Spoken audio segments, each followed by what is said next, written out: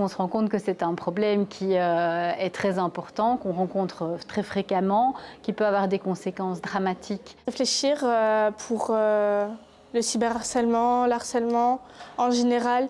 Faire de la prévention et en même temps aussi dire voilà, c'est pas anodin, ce sont des comportements qui sont pas anodins, qui sont pénalement répréhensibles, parfois très lourdement, et donc c'est voilà, ça ce boulot de terrain qui est important à faire. Et ces journées sont vraiment une très bonne idée parce que y a plein de gens qui ont une petite voix ou qui ont peur de parler, même aux enseignants, aux directeurs et tout, parce que parfois allez, ils ont un peu de prestance, donc certains se disent « non, je vais pas leur parler, ça sert à rien ». Ou la police, beaucoup de gens ont peur de la police parce qu'ils se disent « oui, imaginons, je fais une bêtise ou on me contrôle et j'ai un truc qui va pas », hop, ils croient qu'on va pas s'occuper d'eux, enfin de leurs problèmes, mais qu'on va directement s'occuper de les envoyer. Et non, c'est pas ça. Et donc du coup, ça permet de ouvrir nos yeux sur plein d'aspects de sujets différents. Franchement, c'est intéressant.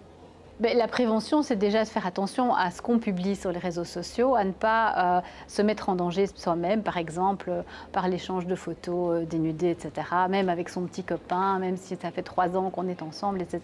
C'est une règle de prudence élémentaire. Et donc, voilà, être très, très prudent dans la gestion des réseaux sociaux, essentiellement. Ce qui m'a interpellée, c'est que les photos se sont propagées très, très vite. Que je me suis rendu compte que ça peut se propager très vite sur les réseaux sociaux. Dans le cadre du cours de citoyenneté et de philosophie, on va élargir ça, on va partir sur des pensées philosophiques, des réflexions, des débats et surtout continuer la sensibilisation et la prévention. La façon dont on parle peut faire la différence. Et faire en sorte que si les jeunes ont compris et que les jeunes se font porte-parole de ces débats-ci, on a gagné. On va être plus attentif aux paroles des autres. S'ils ont besoin d'aide, on va les écouter, les aider.